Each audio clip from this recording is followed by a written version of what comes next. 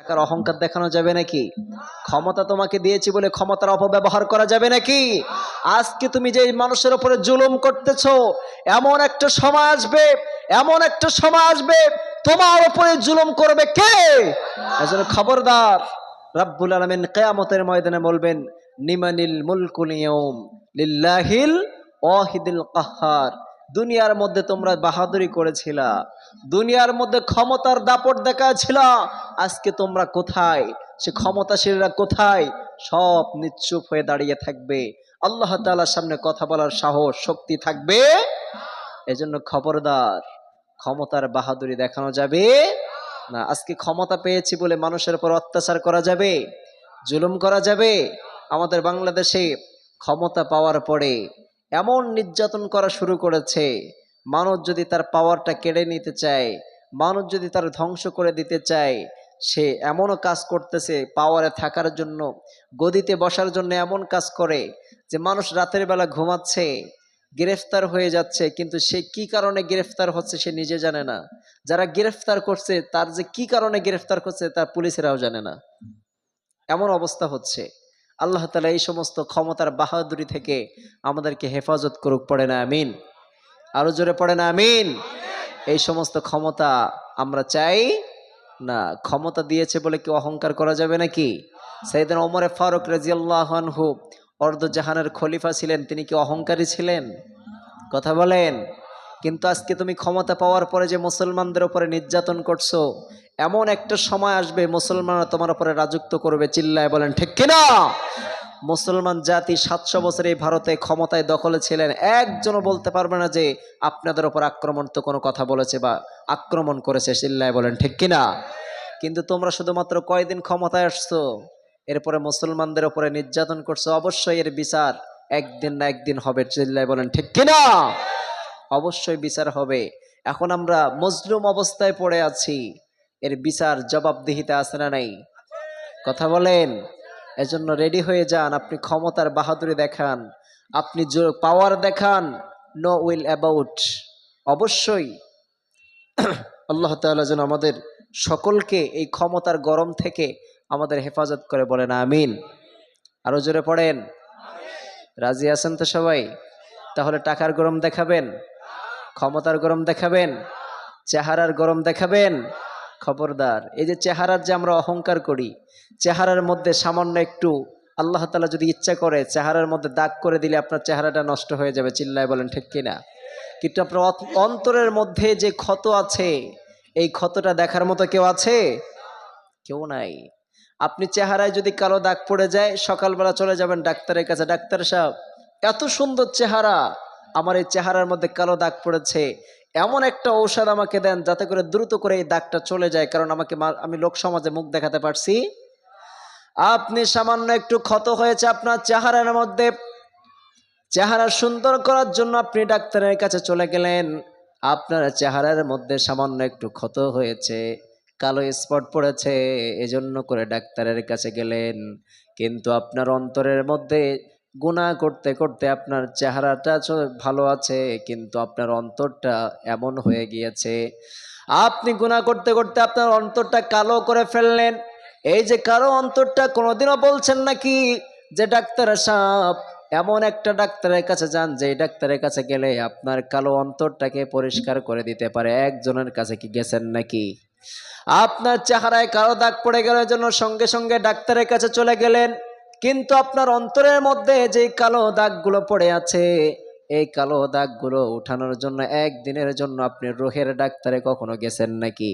কথা বলেন। আপনি চেহারায় দাগ পড়লে জন্য আপনি ডাক্তারের কাছে গেলেন, কিন্তু আপনার অন্তরের যে একটা ক্ষতগুলো পড়ে আছে, আপনি কখনো কোনো ইমাম সাহেবের কাছে যান নাই, কখনো উলামায়ে কেরামের কাছে যান নাই, কখনো পীর সাহেবের কাছে যান নাই। যাওয়ার পরে আপনি বলবেন, ও ডাক্তার সাহেব, আমার এই অন্তরের মধ্যে গুনাহ করে করে অন্তরটা কালো হয়ে গিয়েছে, এই অন্তরের দাগগুলো উঠানোর জন্য এমন একটা ঔষধ দেন যে ঔষধের কারণে আমার অন্তরের দাগগুলো উঠে যায়। এই যদি অন্তরের দাগগুলো যদি উঠাতে চান, কার জিকির করতে হবে?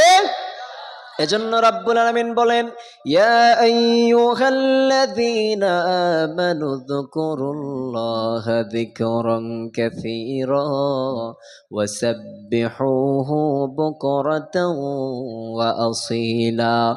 রাব্বুল আলামিন বললেন, গোলাম শোনো শোনো, তোমার চেহারার মধ্যে দাগ পড়ে গিয়েছে, আপনি সঙ্গে সঙ্গে ডাক্তারের কাছে চলে গেলেন, কিন্তু আপনার অন্তরের মধ্যে যে কালো দাগ পড়ে গেছে, এই অন্তরের দাগগুলো ওঠানোর জন্য রব্বুল আলামিনের জিকির ছাড়া কখনোই সম্ভব হবে। আপনার জামা যদি ময়লা হয়ে যায়, এই জামাটা পরিষ্কার করার জন্য সাবান সোডার প্রয়োজন হয়। আপনি সাবান না দিলে আপনার জামা যেমন পরিষ্কার হয় না, আপনার অন্তরটা কালো দাগ পড়ে গিয়েছে, এই অন্তরটা জিকির ছাড়া পরিষ্কার হবে। এজন্য সকাল সন্ধ্যায় জিকির করবেন কার? এই যে গোটা পৃথিবীতে যত মাখলুকাত রব্বুল আলামিন বানালেন, প্রত্যেকটা মাখলুকাত, সব মাখলুকাত গুলো একজনের জিকির করে, তিনি কে? এই যে সাগরের মাছগুলো জিকির করে কার? এই যে গাছের তরুলতা পাতাগুলো জিকির করে কার? জঙ্গলের সকল প্রাণীগুলো জিকির করে কার? কিন্তু আমরা মানুষ হয়ে জিকির করি না, বর্তমান তারা নাফরমানি করি, ঠিক কিনা? যিনি এত সুন্দর করে আমাদের একে বানালেন, আশরাফুল মাখলুকাত বানালেন, শ্রেষ্ঠত্ব দান করলেন, কিন্তু শ্রেষ্ঠত্বের গোলামি আমরা কখনোই করি। আমরা তারা সকাল থেকে নিয়ে সন্ধ্যা পর্যন্ত গুনাহের কাজে লিপ্ত থাকি, সকাল থেকে নিয়ে সন্ধ্যা পর্যন্ত গুনাহের কাজ করে। আবার বিশ্বনবী সাল্লাল্লাহু আলাইহি ওয়াসাল্লাম বললেন, ও গোলাম, তোমরা যতই গুনাহ করো না কেন, যতই অপরাধ করো না কেন, যদি তোমার গুনাহের থেকে মুক্তির জন্য রব্বুল আলামিনের কাছে তওবা করো, তোমার জিন্দেগির গুনাহগুলো মাফ করবে কে? আবার রব্বুল আলামিন বললেন, গোলাম শোনো শোনো, তোমরা যদি পাপ না করতা, তোমরা যদি অন্যায় না করতা, তোমাদেরকে ধ্বংস করে দিয়ে এমন একটা জাতি আমি বানাতাম, যেই জাতি সকালবেলা পাপ করত, বিকালবেলা আমার কাছে ক্ষমা চাইতো, আমি জিন্দেগির গুনাহগুলো মাফ করে দিতাম। আবার সন্ধ্যাবেলায় পাপ করতো, রাতের বেলা আমার কাছে ক্ষমা চাইতো, আমি রব্বুল আলামিন ওই বান্দার গুনাহগুলো ক্ষমা করে দিতাম। সুবহানাল্লাহ পড়েন। আবার আমার বান্দা রাতের বেলায় গুনাহ করে ফেলতো, সকালবেলা ফজরের সালাত আদায় করে আমার কাছে তওবা করতো, আমি রব্বুল আলামিন ওই বান্দার তওবা কবুল করে নিয়ে নিষ্পাপ বান্দা বানিয়ে দিতাম। সুবহানাল্লাহ পড়েন।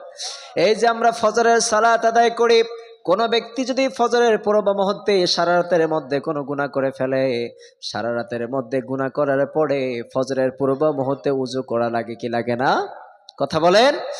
আপনি ফজরের পূর্ব মুহূর্তে যখন সালাত আদায় করবেন, সর্বপ্রথম ওযু করবেন। বিশ্বনবী সাল্লাল্লাহু আলাইহি ওয়াসাল্লাম বললেন, কোন বান্দা যদি রাতের বেলা গুনাহ করে ফেলে, হাতের দ্বারা কোনো যদি গুনাহ হয়ে যায়, বিশ্বনবী সাল্লাল্লাহু আলাইহি ওয়াসাল্লাম বললেন, ওই বান্দা যখন ওযু করার জন্য হাতের মধ্যে পানি লাগিয়ে দেয়, সারা রাত যদি হাত দ্বারা কোনো গুনাহ করে ফেলে, ওযুর পানি হাতে লাগার সাথে সাথে রব্বুল আলামিন তার হাতের গুনাহগুলো মাফ করে দেয়। এরপর ওযুর পানি জবানে অথবা মুখে লাগার সাথে সাথে রব্বুল আলামিন মুখের গুনাহগুলো মাফ করে দেয়। সুবহানাল্লাহ পড়েন। আবার ওযুর পানি পায়ে লাগার সাথে সাথে পায়ের গুনাহগুলো মাফ হয়ে যায়। আবার ফজর থেকে নিয়ে জোহর পর্যন্ত যেই সময়টা আছে, এই সময় গুনাহ করা আমাদের দ্বারা সম্ভব কি সম্ভব না? যদি কোনো ব্যক্তি যদি ফজর থেকে নিয়ে জোহরের মধ্যে যদি গুনাহ করে ফেলে, আবার সেই ব্যক্তি যদি জোহরের সালাত আদায় করে রব্বুল আলামিনের কাছে মাফ চায়, রব্বুল আলামিন ফজর থেকে নিয়ে জোহর পর্যন্ত গুনাহগুলো মাফ করে দেয়। এমন করে 5 ওয়াক্ত নামাজ এমন ভাবে সেট করলেন, আপনি যদি গুনাহ করে ফেলেন, পরবর্তী ওয়াক্তের সাথে সাথে রব্বুল আলামিন আপনার জিন্দেগির গুনাহগুলো মাফ করে দেয়। আবার কেউ যদি ঈশার সালাত আদায় করে ঘুমের মধ্যে চলে যায়, সারাদিন ওই ব্যক্তি যদি কোনো গুনাহ করে ফেলে, আবার ঈশার সালাত আদায় করে যদি রব্বুল আলামিনের কাছে মাফ চায়, রব্বুল আলামিন সারা দিনের গুনাহগুলো মাফ করে দেয়। সুবহানাল্লাহ পড়েন। এজন্য ঘুমাইয়া কাজা করে যে ফজর, যখনই জাগুনি তখনই জোহর, হেলায় খেলায় কেটেছে আছর, মাগরিবের ওই শুনিয়া যান, এর সাথে আছে এখনো স্থান, বাজিছে দামামা বাদরে আমামা, শির উঁচু করি মুসলমান, দাওয়াত এসেছে নয়া জামানার, ভাঙা কিল্লায় উড়ে নিশান, ঠিক কিনা? এজন্য করে আপনি ফজর কাজা করলেন ঘুমের মধ্যে। এই সমাজের মধ্যে অনেক মানুষ আছে যারা শীতের সময় ফজরের সময় ঘুমিয়ে যায়, সারা রাত ফোন ইউজ করে, সারা রাত ফোন ইউজ করার পরে ফজরের পূর্ব মুহূর্তে ঘুমিয়ে যায়, ফজরটা ঘুমের মধ্যে কেটে যায়, জোহরটা হেলায় খেলায় খেলায় কেটে যায়, আসরটা খেলাধুলার মধ্যে কেটে যায়, মাগরিবটা বন্ধু বান্ধবের আড্ডার মধ্যে চলে যায়, আবার ইশার সালাতের মধ্যে তুমি ব্যস্ত হয়ে পড়ো। রাব্বুল আলামিন বললেন, বান্দা এত গুনাহ করার পরেও আমার কাছে যদি বান্দা একবার ক্ষমা চায়, তওবা নাসুহা করে, আমি বান্দার জিন্দেগির সব গুনাহগুলো মাফ করে দেই। সুবহানাল্লাহ পড়ে। আমাদের গুনাহগুলো করতে তো একটু সময় লাগে। এই যে গুনাহগুলো করলেন, বিশ্বনবী সাল্লাল্লাহু আলাইহি ওয়াসাল্লাম বললেন, তোমার গুনাহ যদি সাগর পরিমাণ হয়ে যায়, রাব্বুল আলামিনের রহমত হচ্ছে আসমান সম পরিমাণ। আবার যদি তোমার গুনাহ যদি আসমান সম পরিমাণ হয়ে যায়, রাব্বুল আলামিনের রহমত হলে আসমানের আরশের সম পরিমাণ। সুবহানাল্লাহ পড়েন। আপনি যত গুনাহ করেন না কেন, আপনি যত অন্যায় করেন না কেন, আপনার গুনাহগুলো করতে হয়তো 10 বছর সময় লেগেছে, আপনার গুনাহগুলো করতে হয়তো 20 বছর সময় লেগে গিয়েছে, আপনার গুনাহগুলো করতে হয়তো 50 বছর 70 বছর সময় লেগে গিয়েছে, কিন্তু রাব্বুল আলামিন বললেন, ওই 70 বছরের গুনাহ যদি বান্দা চায়, 1 মিনিটের মধ্যে আমার কাছ থেকে ক্ষমা চেয়ে নিতে পারে। সুবহানাল্লাহ পড়েন। এই যে 70 বছরের গুনাহগুলো 1 মিনিটের মধ্যে ক্ষমা করে তিনি কে? আপনি রাতের অন্ধকারে রাব্বুল আলামিনের কাছে যেয়ে বললেন, রাব্বুল আলামিন, অনেকগুলো অন্যায় করে ফেলেছি, অপরাধ করে ফেলেছি, আমি ছাড়া আপনার গোলাম এই পৃথিবীতে অভাব নাই, কিন্তু আপনি ছাড়া আমার এই পৃথিবীতে কোনো রব আছে নাকি? কথা বলেন। আপনার অনেকগুলো বান্দা আছে, আপনার পছন্দের বান্দা আছে, কিন্তু আপনি ছাড়া আমার কেউ আছে নাকি? কথা বলেন। কারণ আপনি ছাড়া আমার কেউ নাই।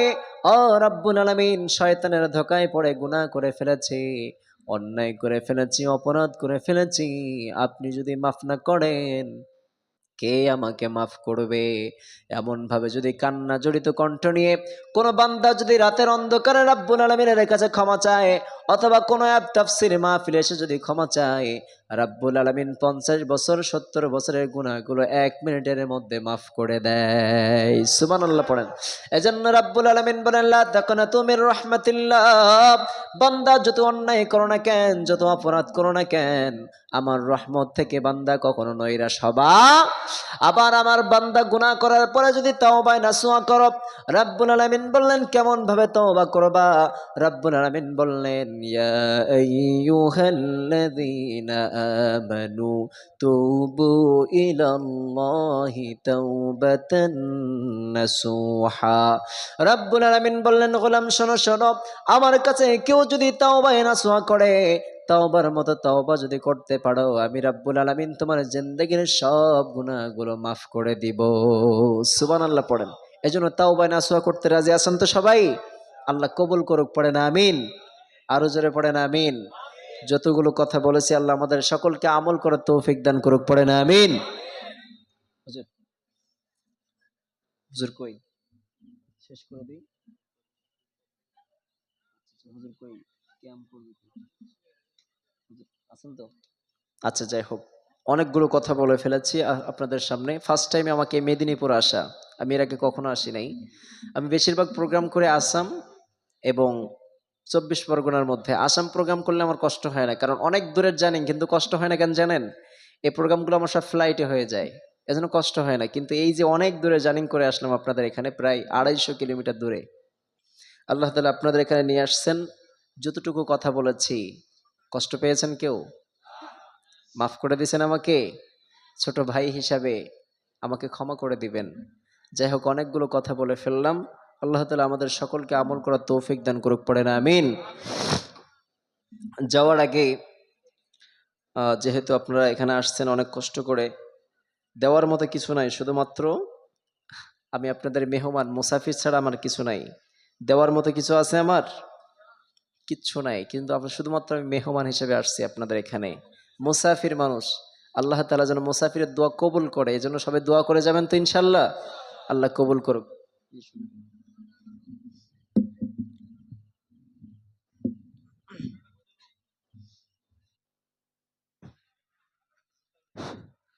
আপনারা সেই মাগরিব থেকে এতক্ষণ পর্যন্ত ধৈর্য ধরে বসে আছেন।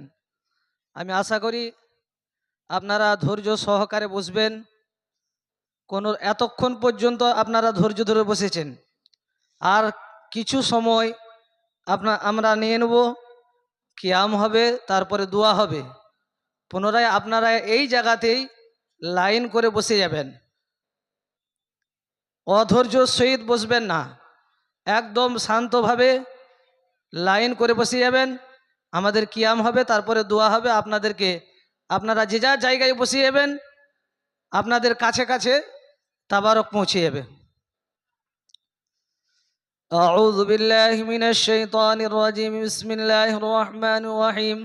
وإلهكم إله واحد لا إله إلا هو الرحمن الرحيم. ما كان محمد أبا أحد من رجالكم ولكن رسول الله وخاتم النبيين وكان الله بكل شيء عليما. إن الله